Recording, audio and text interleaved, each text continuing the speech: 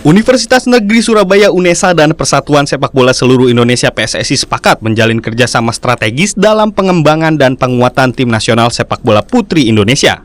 Program kerjasama ini diluncurkan di Rektorat UNESA Kampus Lidah Wetan, Surabaya.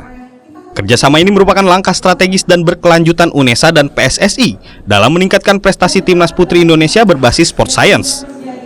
Pasalnya, untuk meningkatkan performa timnas putri dari sisi fisik, teknik, taktik, dan psikis, diperlukan sport science. Menurut Dekan Fakultas Ilmu Keolahragaan dan Kesehatan UNESA Dwi Cahyo Kartiko, pihaknya menerjunkan satu tim yang berjumlah 15 orang dari berbagai lintas fakultas untuk mendukung kerjasama sport science dengan timnas putri Indonesia. Mereka akan terus mengawal timnas putri hingga performa mereka meningkat drastis. Dalamnya memang bagaimana keberadaan sport science untuk mendukung dari sepak bola putri yang sekarang di Indonesia. Sementara itu, anggota Exco PSSI Vivin Cahyani Sungkono mengatakan kerjasama ini untuk memperkuat ekosistem sepak bola putri. Targetnya, peringkat timnas putri Indonesia pada tahun lalu yang berada di posisi ke-109 kemudian naik ke posisi ke-97 bisa naik lagi melalui kerja keras dan kerjasama dengan sejumlah pihak, salah satunya dengan UNESA.